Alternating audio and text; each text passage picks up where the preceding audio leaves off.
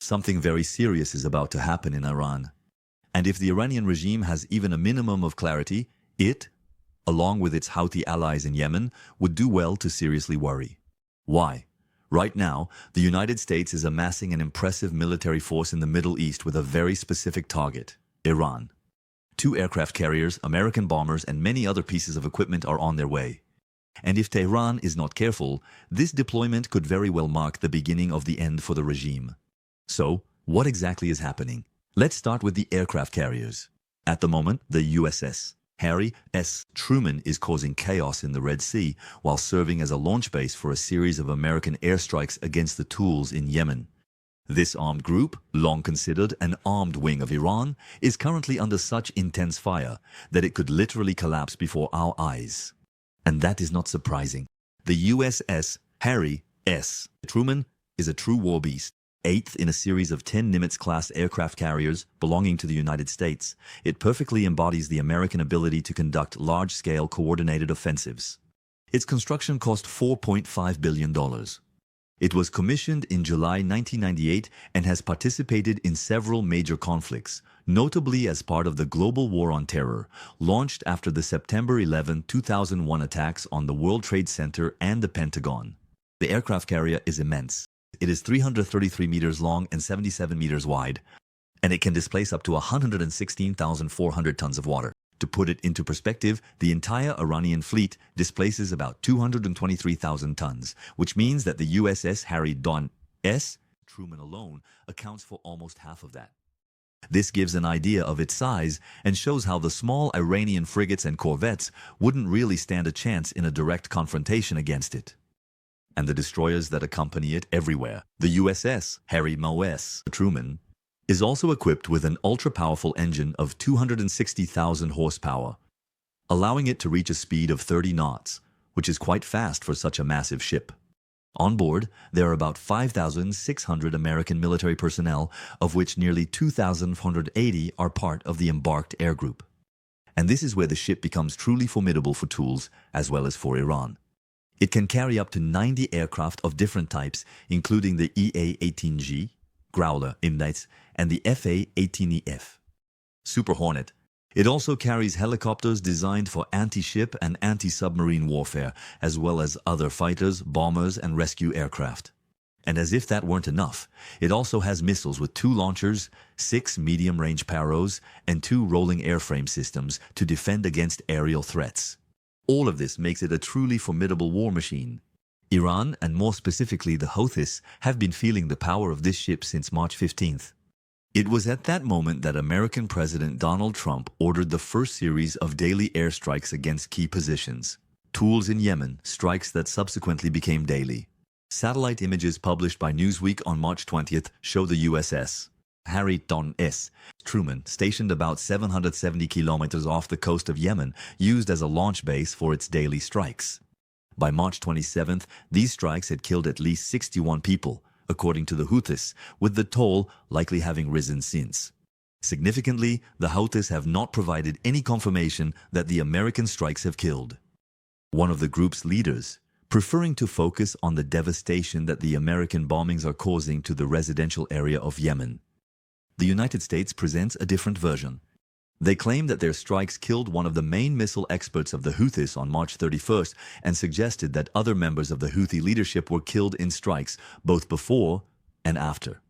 These airstrikes represent a shift in the American approach towards the group, with the U.S. National Security Advisor, Mike Waltz, stating to ABC on March 16th the difference, and that these were not minor back-and-forth attacks that ultimately proved ineffective, Waltz stated while praising the Trump-led strikes against the Houthis, while criticizing the previous U.S. campaign against the Houthis under former President Joe Biden. It was an overwhelming response that effectively targeted several leaders, Houthis, and eliminated them. This is serious news for Iran. The country relies on the Houthis to project its power in Yemen and the Red Sea, as we will explain soon. But the last few days have revealed that the situation is worsening for the Houthis. How? If one American aircraft carrier in the Red Sea can cause so much damage, imagine what 2 could accomplish. You won't have to imagine for long, because the United States is sending another aircraft carrier, the USS Carl Vinson, to support the USS Harry S. Truman. On April 2nd, Newsweek reported that satellite images showed the USS Carl Vinson in Philippine waters as it heads towards the Middle East. This is big news because the aircraft carrier was previously stationed in the Pacific, where they served as a deterrent against China. And this means that the United States is essentially doubling its naval and air capabilities in the Red Sea. After all, the USS Carl Vinson is a Nimitz-class aircraft carrier, just like the USS Harry S. Truman. This means it has the same features, including the number of aircraft on board the ship. The tools now face associations coming from up to 180 American aircraft instead of 90, which means that Trump's airstrikes in Yemen are going to become even more intense than they already are. We also know that the USS Carl Vinson carries at least one fighter, F-35C, which provides the United States with more stealth attack options in the Middle East. The aircraft carrier is also accompanied by two other warships, the USS Sterett E and the USS Princeton. This only adds to the growing naval power that Iran has to face. There's even more. The United States is also sending their oldest aircraft carrier, the USS Nimitz, to fill the gap in the Pacific left by the USS Carl Vinson. Although this older aircraft carrier is not currently intended for the Middle East, the fact that it is heading to the Pacific means it could be relocated in the future if the situation with Iran worsens. Why do all these aircraft carrier movements in the Middle East spell bad news for Iran? We have already addressed one of the reasons. The Houthi attacks in the Red Sea are coming to an end. This is bad news for Iran because the Houthis have long acted as Iranian proxies in the Middle East. As noted by the Council on Foreign Relations, CFR, Iran has supported the militant group since 2011, when the Houthis revolted against the internationally recognized Yemeni government. In 2014, the Houthis managed to overthrow this government, thus establishing themselves in the Yemeni capital, Sana'a. The war is still raging in Yemen. However, Iran's support has allowed the group to become the main player in the Yemeni crisis. It is believed that Iran's support for the Houthis began in 2009, and the CFR states that it is almost certain that the militant group was already receiving weapons, including drones and missiles, from Iran at the time it overthrew the Yemeni government. This type of aid continues today. For example, in 2024, the United States intercepted a shipment heading to Yemen from Iran, which was carrying military aid, including missile warheads, anti-tank missiles, and drone parts. These close ties have allowed Iran to use the Houthis for geopolitical purposes. We see this most clearly in the Red Sea, where the Houthis first hijacked a commercial ship in November 2023. Since then, the group has launched dozens of missile and drone attacks on ships sailing in the Red Sea, sinking at least 2 ships, seizing 3, and killing at least 4 crew members. Why has Iran supported the Houthis in these attacks? The Houthis themselves provided the answer, stating that they launched their attacks in the Red Sea in support of Hamas in Gaza. Another of Iran's proxies. This is where the reason lies for why the situation is deteriorating for Iran at the moment. Hamas is still caught in its war against Israel, just like Hezbollah, which is yet another Iranian proxy. Now the United States is determined to eliminate the Houthis in Yemen. All of this means that Iran is losing the proxies it has relied on for so long to disrupt the balance of power in the Middle East. With the rapid disappearance of these groups, Iran's influence in the Middle East is vanishing along with them. The country can no longer use these groups to indirectly attack its enemies, placing it in a delicate position where it must either stop projecting its power or launch attacks itself. The second option is not feasible. Direct attacks by Iran against Israel or the United States in the Middle East would provide justification for the country to be targeted. Iran does not want that. It could not withstand an American assault. And if you think that American strikes against the tools might not have a significant influence, think again. On April 3rd, The Telegraph reported that a senior Iranian official claimed that Iran was already withdrawing its support for the Houthis. Every meeting that Iran is currently holding is dominated by discussions about Trump. And none of the regional groups we previously supported are mentioned, the official stated. Worse for the Houthis, and for Iran's ability to project its power in the Middle East, the official states, the view here is that the tools will not be able to survive and are living their last months or even their last days, so there is no interest in keeping them on our list. He was part of a chain that relied on Nasrallah, who is the former Secretary General of the tools, and Assad. And keeping only one part of this chain for the future makes no sense. In other words, Iran has been forced to retreat hastily. This leaves the tools alone facing the two aircraft carriers that the United States has sent to the Red Sea. Once the tools inevitably fall, these aircraft carriers could then turn their attention to Iran. How could things get worse for Iran? Well, the USS Harry S. Truman and the USS Carl Vinson are not the only threats Iran currently faces. While these aircraft carriers maintain pressure on the Houthis, the United States is also making moves involving a remote island base, named Diego Garcia. This base is located in the Indian Ocean and belongs to the United Kingdom, which leases it to the United States. According to ABC Newsweek, the United States has spent the last week or so sending several of their nuclear-capable bombers, the B-2D Spirit, to the island. Reports vary on the number of bombers sent by the United States, with some claiming there are now 6 on the island, while others suggest that the United States has dedicated half of their fleet of 19 aircraft to Diego Garcia. ABC indicates that this deployment serves 3 purposes: to increase the U.S. military presence in the region, to allow continued strikes on targets in Yemen, and to send a message to Iran. These 3 tasks will cause concern for Iran, although the last one is its greatest concern. The transfer of B-2 to Diego Garcia comes after Trump wrote a letter to Iran telling its leaders they should come to the negotiating table to discuss a new agreement on the nuclear program. Iran rejected this offer, stating that it does not trust the United States to honor any agreement. Trump's response to this refusal was a succinct threat. If Iran does not reach an agreement, there will be bombings. These will be bombings of a kind they have never seen before. The United States cannot be more direct in their threats. And with the relocation of B-2 bombers to Diego Garcia, Iran has 2 reasons to worry about Trump's sincerity. Why is the threat posed by these bombers significant? And the fact that there is nothing Iran can really do to counter this threat. In terms of bombers, the B-2 is one of the most devastating aerial threats in the United States arsenal. A multi-role bomber, the B-2 represents a massive technological leap, according to the American military era. It is a stealth bomber, which makes it difficult for enemy radars to detect. When in flight, its range of 6,000 nautical miles means it can take off from Diego Garcia, bomb Iran, and return to its base in a single trip. Not that it will need to, because the United States has also sent tankers, aircraft that the B-2 can use to refuel in flight to the base. The bomber is capable of reaching subsonic speeds, close to Mach, and has a flight ceiling of about 50,000 feet. It has already proven itself, as it was the main bomber of the United States during Operation Iraqi Freedom, where it carried out 22 missions and dropped over 1,500,000 pounds of munitions. Speaking of munitions, the B-2 can be loaded with precision munitions.